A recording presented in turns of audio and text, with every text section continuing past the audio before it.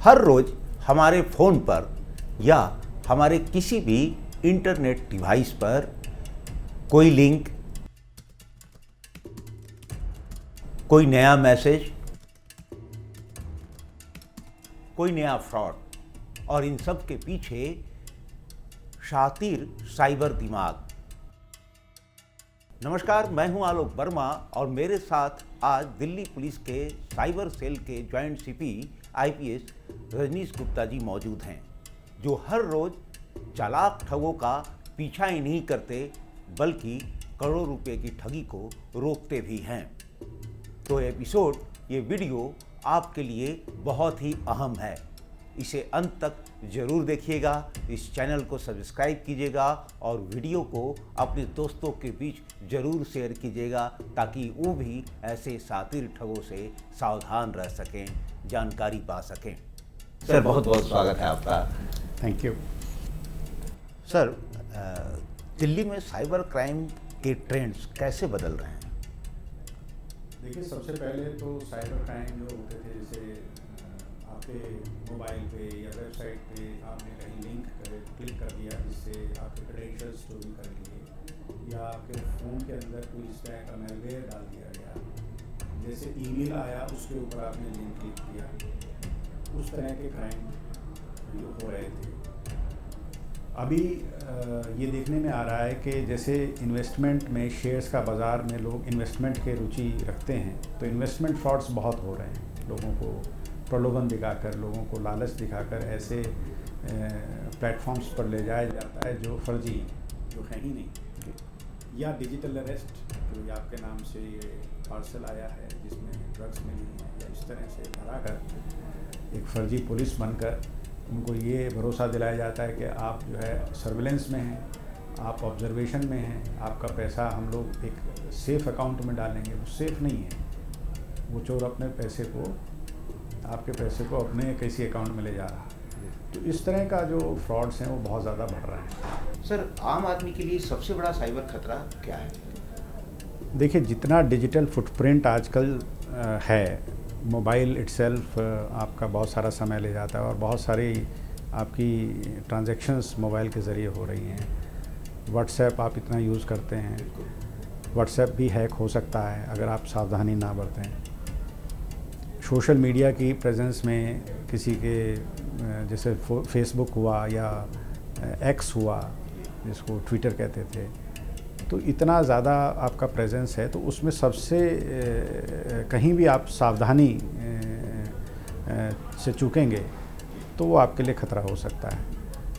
सावधानी से चूकेंगे, उसमें सेफ्टी फीचर्स वेबसाइट्स के भी हैं, सोशल मीडिया प्लेटफॉर्म्स के भी अपने हैं, और डीओटी के माध्यम से भी तरह तरह के मैसेजेस आते हैं कि किसी भी अनजान व्यक्ति के भेजे हुए लिंक से बचें, किसी भी अनजान भेजे हुए व्यक्तियों की बातों में आए ना, उससे धोखे से वो आपके पैसे ऐंठ सकता है, या आपकी जो ऐसी जानकारी जो आपकी लोगों को नहीं पता होनी चाहिए, चाहे वो आपका पैन नंबर है, चाहे आपका कोई ओटीपी है, किसी तरह से वो आपका ओटीपी जानना चाहता है, जो भी है, तो इन सब से जितना ये सोशल मीडिया बढ़ रहा है उतनी ही सावधानी की भी आवश्यकता बढ़ रही है। सर, जैसा कि हम लोग बात कर रहे थे कि क्या कोई ऐसा कोई केस हैंडल आपने किया है जिसकी कहानी थोड़ी फिल्मी जैसी लगी हो और केस वो हो, जैसे आप नई नौकरी की बात बता रहे थे? देखिए,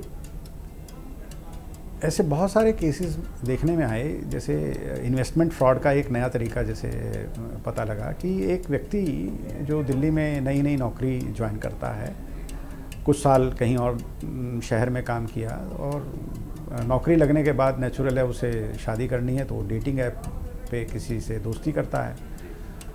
वो लड़की उसको फ्रेंडशिप में उसका जब फेथ जीत लेती है तो उसको जस्ट एक सजेशन के लिए पूछती है कि आप इन्वेस्टमेंट भी करते हैं? तो कहते हैं हाँ, थोड़ी बहुत करता हूँ। तो एक इन्वेस्टमेंट का एक प्लेटफॉर्म बताती है। उस प्लेटफॉर्म पर उसको जब फ़ायदा होने लगता है तो वो अपना भी सारा सेविंग लगा देता है, अपने पेरेंट्स का भी लगा देता है, अपने दोस्त का भी लगा देता है, रिश्तेदार का भी लगा देता है, लोन लेके लगा देता है। और सडनली उस जब देखता है कि मुझे 1 करोड़ का फ़ायदा हो रहा है 1 करोड़ के इन्वेस्टमेंट पर, तो कहता है मैं ठीक है निकालता हूँ। तो निकालने में उसे पता लगता है कि वो तरह तरह की बात से कि भाई आपको शॉर्ट टर्म कैपिटल गेन देना पड़ेगा। कहते मेरे पास तो नहीं है, कितना लगेगा? कोई सर 30% लगेगा।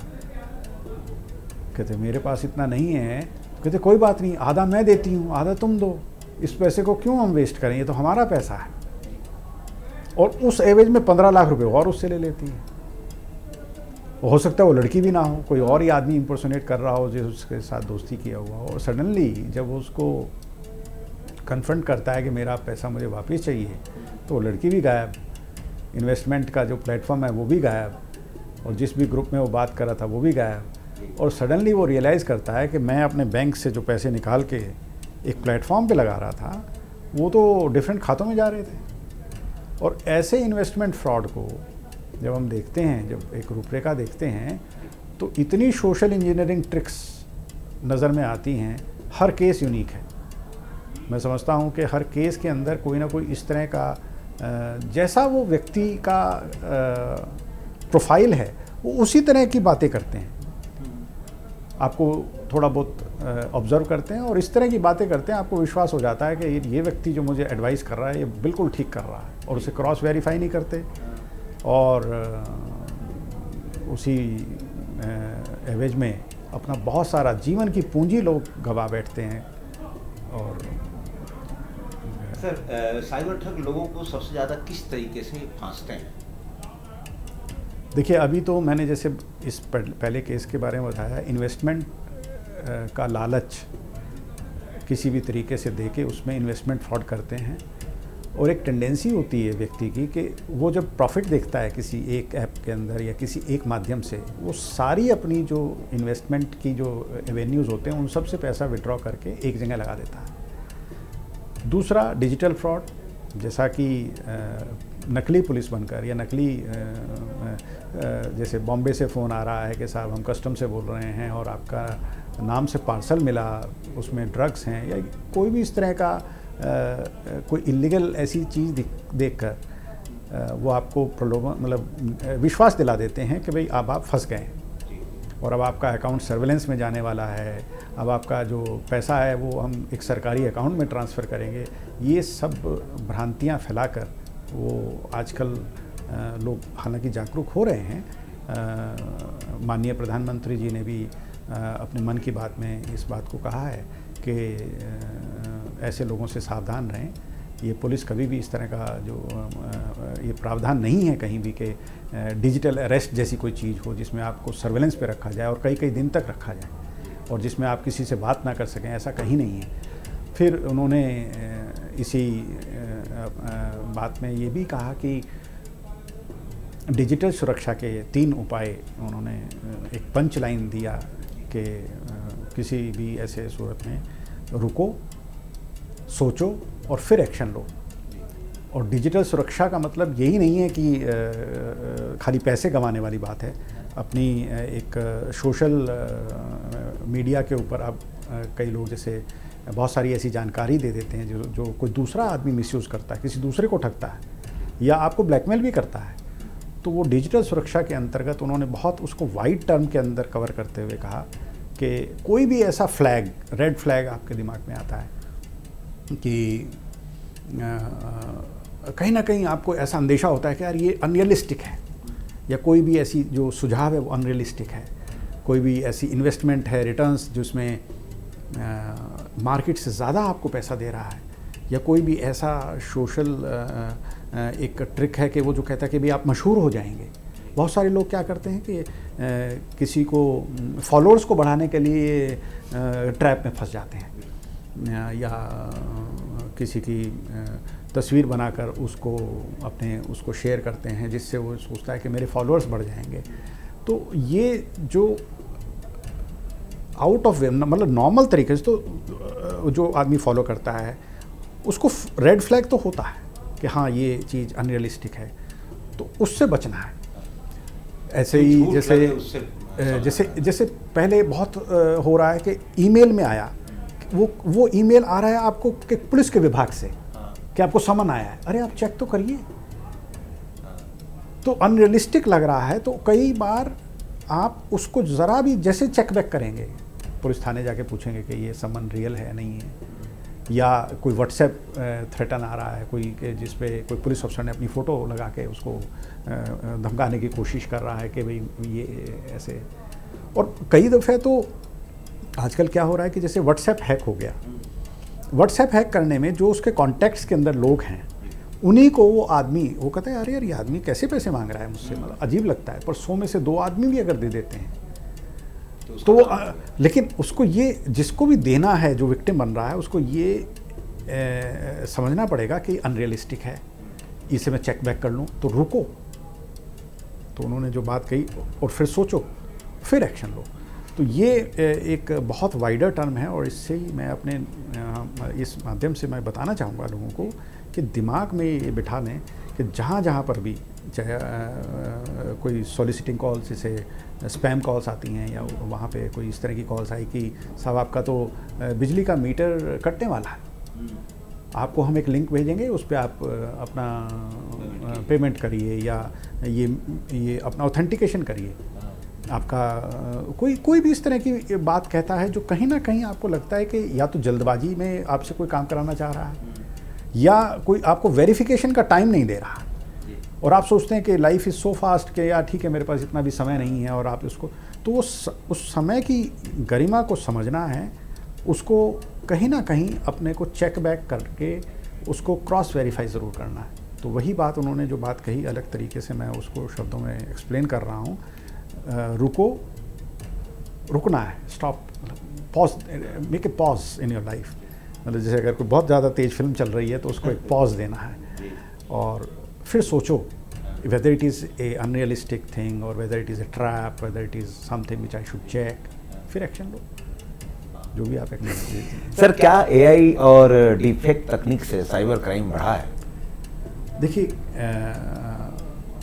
जैसे किसी की फ़ोटो को मॉर्फ करना, किसी भी व्यक्ति का चेहरा बिगाड़ देना, वो अगर मजाक से या कोई उससे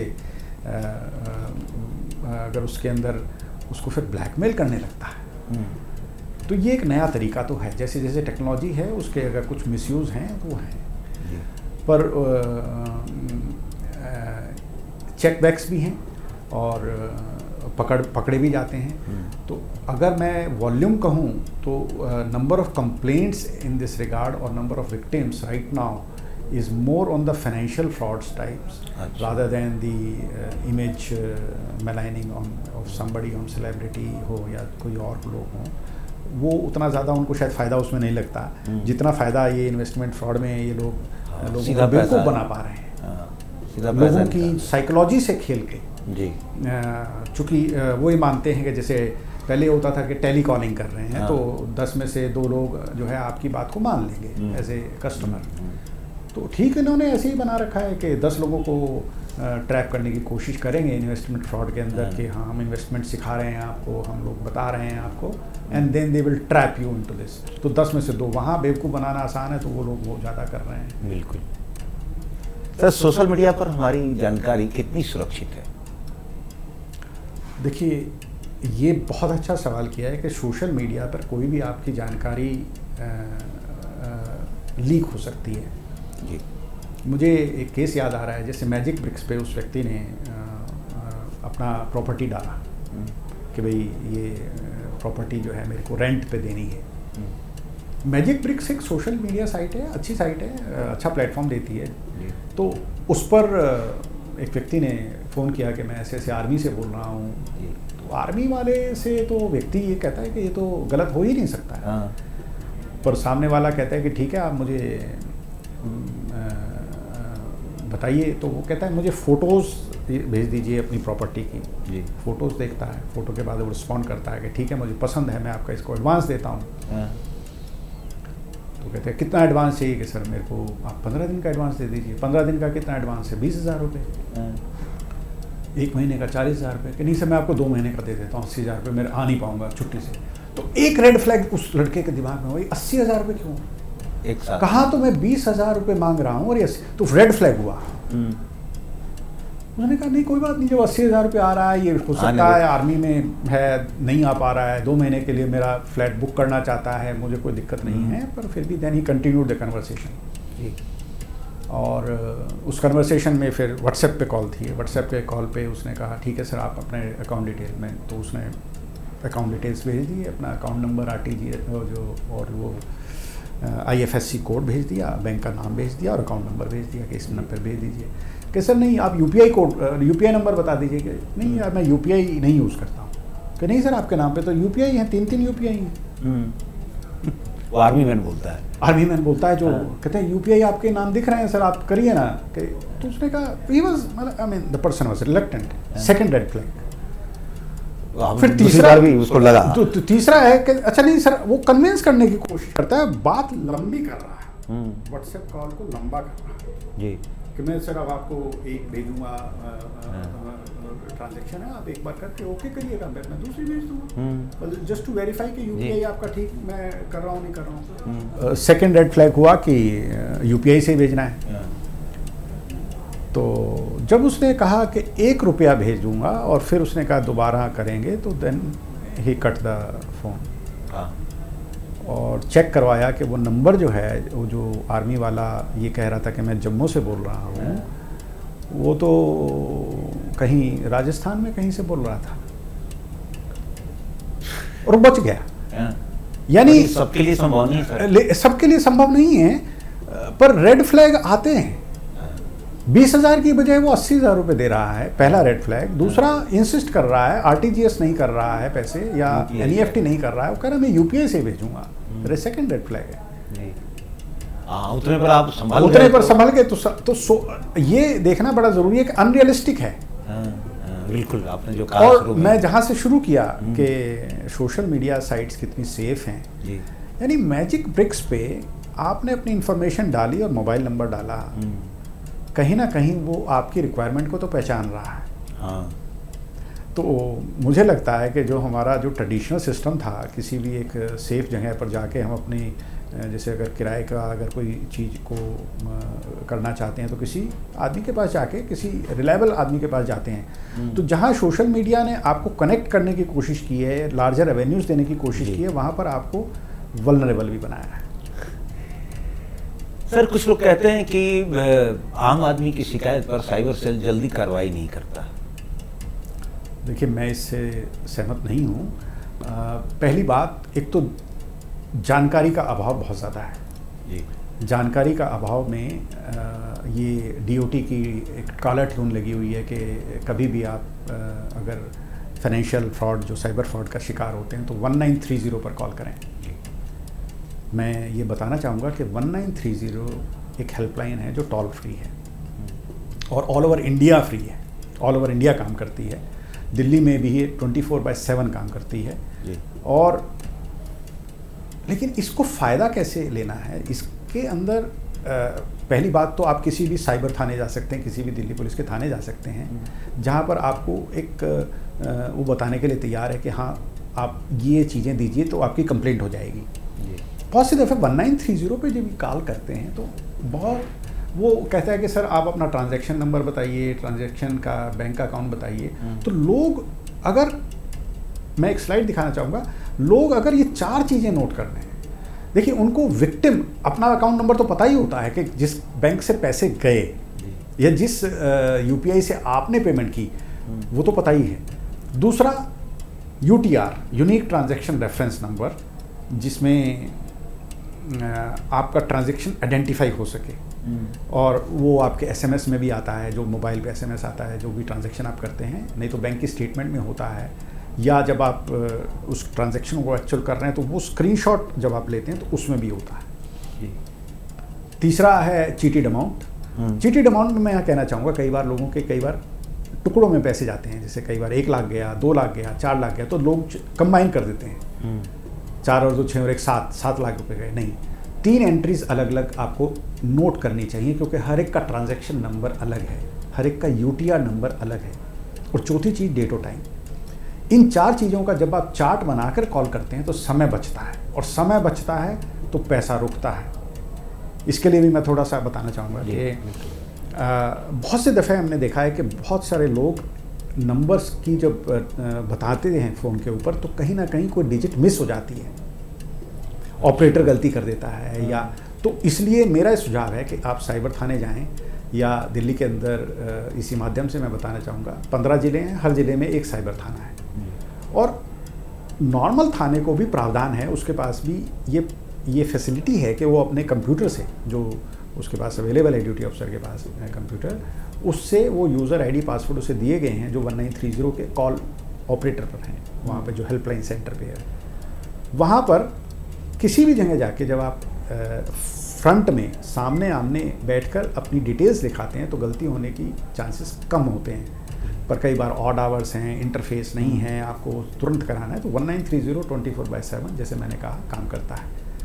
फिर जब आप ट्रांजैक्शंस को नोट करके जब आप लिखाते हैं 1930 पे, चाहे आप साइबर उस पर, और तीसरा प्रावधान उसमें है कि खुद भी बैठ के कर सकते हैं। जो MHA की I4C की वेबसाइट है, जिसे हम शॉर्ट में NCRP बोलते हैं, या national crime cyber crime, C से साइबर क्राइम, R से रिपोर्टिंग पोर्टल, NCRP पोर्टल, इसका जो अगर फुल फॉर्म अगर बोलते हैं तो www.cybercrime.gov.in। इस पर सिटीज़न खुद भी घर बैठे अपने को रजिस्टर करता है, रजिस्टर करके कंप्लीट कर सकता है। लेकिन उस वक्त भी ये जो 4 चीज़ें मैंने इस चार्ट में बताई अभी, वो तब भी ज़रूरी हैं। तो फाइनेंशियल फ्रॉड के लिए ये आप तरीके अगर अपनाते हैं तो आपकी रिपोर्टिंग आसान। अब इसमें कहीं भी अगर आप देखें चाहें तो आप पुलिस का इंटरफेस ज़रूरी नहीं है। तो अगर आपको जागरूकता है जी, तो आप ना सिर्फ खुद बल्कि 10 को और बताएं कि ये तरीका अवेलेबल है। और मैं इसमें अगर स्टैटिस्टिक्स आपसे शेयर करना चाहूँ, पिछले साल दिल्ली के अंदर लगभग 90,000 कंप्लेंट्स इस MHA I4C की जो हमारी वेबसाइट है उस पोर्टल पर दर्ज हुई हैं, रिपोर्ट हुई हैं। और जितने भी हमारे केसेस उसी में मैं एक और चार्ट भी दिखाना चाहूँगा। दिल्ली के अंदर हमारे पास 15 साइबर थानों के अलावा एक IFSO यूनिट है जो स्पेशल सेल के पास है। IFSO यूनिट जो 50 लाख से ऊपर के केसेस हैं जो NCRP पोर्टल पर आते हैं, या वैसे भी कोई मैनुअली भी जाता है थाने में, वो IFSO में अल्टीमेटली इन्वेस्टिगेट होते हैं। और उससे कम का जो अमाउंट जब अगर फाइनेंशियल फ्रॉड होता है वो साइबर थानों में, जो 15 थाने हैं जिसका चार्ट आपको स्क्रीन पे दिख रहा है, वहाँ पर रिपोर्ट होते हैं। इन जगह जाते ही आपका सबसे इसमें इस रिपोर्टिंग के 2 पार्ट हैं। पहला पार्ट है कि आपका जो पैसा है वो बैंकिंग प्रणाली के अंदर रुके, जिससे वो पैसा आपको वापस मिले। ये तो ये पहला प्रक्रिया है। इस प्रक्रिया के भी मैं 1-2 चरण बताना चाहूँगा। जैसे आपका सपोज X अमाउंट गया 4 अकाउंटों में गया, तो उसको हम बोलते हैं लेयर 1। बहुत सी दफ़े क्रिमिनल्स इतने शातिर हैं, क्योंकि ऑनलाइन बैंकिंग है, रिमोटली बैठ के वो लोग अकाउंट्स को ऑपरेट करते हैं, तो एक बैंक फर्दर मान लीजिए आगे 10 बैंकों को दे रहा है, तो यानी 4 बैंकों के आगे अगर हम ब्रांचेज आउट करें तो 40 अकाउंटों में चला गया पैसा। बिल्कुल। ये जो I4C का जो एक सिस्टम है, जब हम इसकी कंप्लेंट को कोई दर्ज कराता है तो बैंक्स उस पर काम करना शुरू करते हैं। अच्छा, कंप्लेंट के साथ ही? कंप्लेंट के तुरंत साथ ही। अभी पुलिस का FIR चाहे ना भी हुआ वो, बैंक चूंकि पुलिस ऑफिसर ने उसको दर्ज कर लिया, ऑनलाइन फीड कर दिया, जैसे ही वो क्लिक करता है बटन, वो बैंक के इनबॉक्स में चला जाता है। बैंक्स भी इसी MHA की I4C की वेबसाइट NCRP पोर्टल से जुड़ा हुए हैं जी, जितने भी बैंक्स हैं। और बैंक्स अगर देखते हैं कि मेरे अकाउंट से उस पर्टिकुलर अकाउंट से फर्दर 10 अकाउंटों में गया, तो उन 10 बैंक के अकाउंटों को फ्लैग कर देते हैं, भाई आपके यहाँ इतने गए, इतने गए, वहीं पैसा तो फर्दर वो फर्दर बैंक्स वाले फिर काम करते हैं। तो जब तक वो पैसा कैश में ना फ्लो, विड्रॉ ना हो जाए, चोर की जेब में ना जाए, कहने का मतलब ये, तब तक वो उसको ट्रैक करता है। और उसमें प्रावधान लियन लगाने का है कि जितना पैसा गया उतने पे लियन मतलब वो अब पैसा निकल नहीं सकता। तो किसको निकलेगा? वो जो विक्टिम है उसको आएगा। तो अभी दिल्ली में लगभग 15% के करीब हम लोग पैसा रोक पाते हैं। अच्छा। यानी अगर किसी का 1 लाख रुपया किसी साइबर फाइनेंशियल फ्रॉड से चला गया तो उसका 15,000 मात्र अभी हम रोक पाते हैं, क्योंकि वो या तो लेट आया या किसी भी वजह से, कोई भी वजह से। पिछले साल ये जो फिगर थी, परसेंटेज थी ओवरऑल अमाउंट की 10% थी। अभी 15% थोड़ी बढ़ी है, लोगों में जागरूकता बढ़ी है, हम लोगों की फैसिलिटीज़ थोड़ी सी हम लोगों ने इंक्रीज़ की हैं। 1930 की जो रिस्पांस मैकेनिज़्म है उसमें थोड़ा सुधार हुआ है, और गृह मंत्रालय द्वारा जो इसकी मॉनिटरिंग है वो भी बेटर हुई है। तो इन सब के चलते जैसे जैसे हम लोगों का टारगेट है कि ये एक तो लियन की जो परसेंटेज है वो बढ़े। वो कैसे बढ़ेगी? लोगों में जागरूकता आएगी, वो तुरंत रिपोर्ट करें। बहुत सी दफ़े डिजिटल अरेस्ट के केसेस में या बहुत सारे केसेस में तो वो तुरंत रिपोर्ट कर पाते हैं, लेकिन बहुत सारे केसेस में लोगों को पता ही नहीं होता। जैसे इन्वेस्टमेंट फ्रॉड है, इन्वेस्टमेंट फ्रॉड में क्या होता है कि उसने पहली जो इन्वेस्टमेंट की, मान लीजिए आज कर रहा है, वो कल फिर और 10 लाख करता है, परसों फिर और करता है। जब तक उसे पता लगता है तो लास्ट ट्रांजैक्शन मान लीजिए 5 लाख की है, 2 लाख की है, 20,000 रुपए की है, तब पता लगता है कि हाँ यार ये तो मेरे साथ चीटिंग हो रही है। तो पहली ट्रांजैक्शन के पैसे निकल जाते हैं, और यही कारण है वो परसेंटेज जो मात्रा है वो कम है। तो लोगों की जागरूकता जितनी होगी, मेरा ये अनुरोध है आपके इस पॉडकास्ट के माध्यम से कि लोगों को जितना पता लगता है, ज़रूर नहीं सभी लोग यूट्यूब पे देख ही रहे हों और सभी लोग जागरूक भी हों, लेकिन जितना पता लगता है तो लोगों को बताएं कि एक तो इन्वेस्टमेंट फ्रॉड के अंदर उस लालच से जो आर्टिफिशियली जो उसने मायाजाल बछाया है उससे बचना है।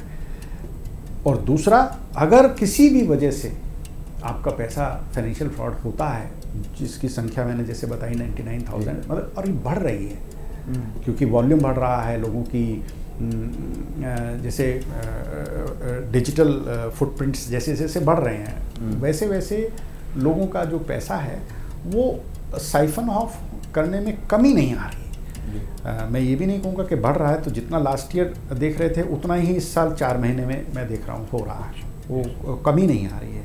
बहुत ज़्यादा बढ़ा भी नहीं है पिछले साल के कंपैरिजन में, पर लोग अभी भी ट्रैप हो रहे हैं। तो मेरा ये माध्यम से ये कहना है कि जो भी तरीका आपका रहे, सिस्टम में प्रावधान हैं, और इस जो नंबर ऑफ, क्योंकि ये इतना ज़्यादा क्राइम हो रहा है उसमें, और जो जागरूकता है उसके गैप को जितना हम कम करते जाएंगे तो जो आपका प्रश्न था कि आम आदमी की शिकायतें दूर नहीं होती, वो नहीं होगा।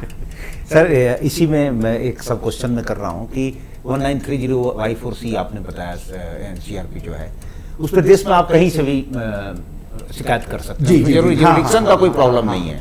इसमें मैं बताना चाहूँगा, सपोज नोएडा का व्यक्ति वो दिल्ली के अंदर इंसिडेंट हो गया, वहाँ का रिपोर्ट करना चाहता है, कर सकता है। दिल्ली के अंदर व्यक्ति वो कहता है मेरे साथ कर्नाटका के अंदर हो गया, मैं बेंगलोर गया था वहाँ हो गया, लेकिन बेंगलोर वो यहाँ भी कर सकता है। जैसे आपका कोई रिश्तेदार यूपी से आया और उसके साथ कोई हादसा हो गया, लेकिन रहने वाला वो यूपी का है, वो चाहता है कि मेरी FIR यूपी जाए, तो वो दिल्ली में कर सकता है। तो उसके अंदर प्रावधान है कि मैं कहाँ, कौन सा जिला, कौन सा स्टेट, उस स्टेट के अंदर कौन सा जिला, और मतलब वो पूरे एड्रेस के हिसाब से वो FIR लैंड करे। ट्रांजैक्शन जुरिडिक्शन नहीं है इसमें। हाँ, इसमें वो रिपोर्टिंग मैकेनिज्म ऐसा प्रावधान किया गया है इस वेबसाइट के अंदर, ऐसा इस रिपोर्टिंग मैकेनिज्म में किया गया है कि आप बैठे कहीं भी हों या किसी भी थाने में फिजिकली शिकायत कर सकते हैं, आप अपनी शिकायत दर्ज कर सकते हैं। और इस पोर्टल के माध्यम से जो पैसे का रुकना है वो तुरंत शुरू हो जाएगा। तो आपकी कार्रवाई होगी, हो जाएगी। जैसे कि जेब कट गया और हो जाता है, आदमी सोचता है जुरिडिक्शन। हाँ। एक इसमें मैं एग्जांपल लेना चाहूँगा। एक व्यक्ति का एक मेले के अंदर, रामलीला का मेला था या कोई था, जिसके अंदर वो उसका टैबलेट चोरी हो जाता है दिल्ली में। अब टैबलेट चोरी हो जाता है तो उस टैबलेट में वो किसी तरह से उसको उसके बैंक को ट्रांजैक्शन करके उसमें से 7 लाख रुपए 3 ट्रांजैक्शंस में निकाल लेता है टैबलेट से। अब वो थाने जाता है, वो टैबलेट चोरी की रिपोर्ट लिखाता है। अच्छा। मुझे ये जानकारी देनी है आपको, टैबलेट चोरी एक पार्ट हुआ, लेकिन आप दूसरे पार्ट पर जरूर ध्यान दें। 1930 पर या किसी थाने में जाके उसको अपनी जो डिजिटल ट्रांजैक्शंस की डिटेल हैं, क्योंकि आपको नहीं पता, क्योंकि ट्रांजैक्शंस आपने नहीं की, ये चोर ने की हैं, पर पैसे आपके बैंक अकाउंट से गए हैं। तो आपको अपने बैंक अकाउंट जाना पड़ेगा। आपके बैंक अकाउंट से सपोज 3 ट्रांजैक्शन हुई, मैं एग्जांपल ले रहा हूँ, 3 से ज़्यादा भी हो सकती है, कम भी हो सकती है, 1 भी हो सकती है। जितनी ट्रांजैक्शन हुई उसका वो चार्ट बना लें। मैं यहाँ पे फिर वो स्लाइड दिखाना चाहूँगा, उसमें नोट करें अपना अकाउंट नंबर। आपको ये नहीं देखना कि किस अकाउंट में गए हैं, मुझे नहीं पता। आपको अपना अकाउंट नंबर, विक्टिम का अकाउंट नंबर, दूसरा जो UTR ट्रांजैक्शन की ID उसमें लिखी होती है, जो आपकी स्टेटमेंट होती है, नहीं तो बैंक बताएगा। तीसरा कितना चीटेड अमाउंट है, मान लो 1 लाख 2 लाख 4 लाख है, या जो भी अमाउंट है, तीनों ट्रांजैक्शंस का अलग अलग अमाउंट और डेट और टाइम, ये नोट करके तुरंत करिए। टैबलेट अलग मिलेगी, ये पैसा अलग रुकेगा, क्योंकि इसका जो थीफ है, उसका जो बेनिफिशियरी है, उसका जो चीटर है, वो जो साइफन ऑफ कर रहा है, वो अकाउंट होल्डर अलग है। सर, क्या सरकार सोशल मीडिया पर ज़्यादा कंट्रोल चाहती है? देखिए सर, मैं इसको जवाब इस तरह से देना चाहूँगा कि हमारे जितने भी सोशल मीडिया के ऐप हैं वो भारत के नहीं हैं। व्हाट्सएप भारत का नहीं है। चोर इसका फ़ायदा उठाता है, क्योंकि उसे पता है कि उनको बाहर से जानकारी लेने में देरी होगी। बाहर से फिज़िकल हमारा कांटेक्ट नहीं है, हम लोग उनको ईमेल से लेंगे या वेबसाइट से लेंगे, तो उस प्रक्रिया का वो फ़ायदा उठाता है। तो जहाँ हमारा डाटा है जी, वी आर सब्सक्राइबर्स, 140 करोड़ लोग हैं, वो लोग हमारे डाटा के ऊपर हमारा इस्तेमाल करके और उस फिजिकल डिस्टेंस और जुरिस्डिक्शनल डिस्टेंस, जैसे अमेरिका में है तो कहते हैं जी हमारे पुर तो अमेरिकन उस सिस्टम से आइए, उस पाथ से आइए, they have their own laws. तो मेरा तो ये मानना है कि हमारे अपने सोशल मीडियाज़ होने चाहिए। Why should we go to X and request कि ये कंटेंट ऑब्जेक्शनेबल है, इसे टेक डाउन कर दो। हमारा अपना होना चाहिए, चूँकि हमारी मंशा बिजनेस के साथ साथ हमारी सेफ्टी और सिक्योरिटी इज़ पैरामाउंट। तो अगर सेफ्टी और सिक्योरिटी का पॉइंट ऑफ व्यू है तो हमारे सब मतलब जितने भी लोग हैं, मैं चाहूँगा कि यूट्यूब की बजाय हमारा अपना ट्यूब, वाई अमेरिकन ट्यूब। तो एनीवे ये इच्छा शक्ति है, मैं उसको नहीं पता कि मुझे कितना करेंगे, पर इतना ज़रूर है, if we have to be aware, we have to save our cells from unscrupulous elements और the people who are misusing it, we have to have our own systems and this no match to it. मैं कितना भी कहूँ कि control होना चाहिए, वो insufficient होगा, क्योंकि कहीं ना कहीं वो हमारा डाटा हमारे खिलाफ ही इस्तेमाल करते हैं। कहते हैं कि जब चीज़ें फ्री होती हैं देन मतलब जैसे when something is free then you are the product. तो जहाँ हमारी उस नफरी को काउंट करके उसका सब्सक्राइबर बेस बढ़ाकर वहाँ पर एडवर्टाइजमेंट का प्लेटफॉर्म यूज़ किया जाता है और उसको एज ए कमर्शियल एक मॉडल के रूप में वो लोग देखते हैं इसको, और वो कभी भी इस चीज़ को कॉम्प्रोमाइज़ नहीं करेंगे कि हो जैसे चाइनीज़ ऐप्स को बैन किया है, वैसे उसका एक ऑल्टरनेटिव हमें इंडिया में ज़रूर देना चाहिए। जी सर, आम लोग कैसे पहचाने कि वे साइबर फ्रॉड के निशाने पर हैं या टारगेट पर हैं? देखिए, जितना डिजिटल फुटप्रिंट हमारा है, चांसेस हैं कि हम लोग हमारा जो डाटा है चाहे वो मैनिपुलेट हो। फॉर एग्जांपल आपने पैन कार्ड डाल रखा है वेबसाइट के ऊपर, चोरी हो सकता है उस पैन कार्ड के ऊपर या आधार कार्ड के ऊपर या उस वोटर आईडी कार्ड के ऊपर। कोई आदमी उसका अगर फिक्टिशियस बना के उसको यूज़ कर सकता है, हो सकता है। तो ये कहना कि आपका पूरा डिजिटल मीडिया हर मीडिया सेफ़ है, ये बड़ा मुश्किल है। तो मैं यहाँ पर एक ही बात कहना चाहूँगा कि जो अगर कोई आप विक्टिम बनता है इस सब से, तो वो उसको घबराए नहीं, तुरंत साइबर थाने जाए या लोकल पुलिस में जाए। वहाँ पर जो प्रावधान हैं उनके हिसाब से उसे रिपोर्ट करें। Sir, OTP link QR code fraud से कैसे बचाया? यहाँ पर फिर वही बात मैं दोहराना चाहूँगा जो माननीय प्रधानमंत्री जी ने कहा है कि डिजिटल सुरक्षा के 3 चरण हैं। पहला है रुको, दूसरा है सोचो और फिर एक्शन लो। जी, धन्यवाद।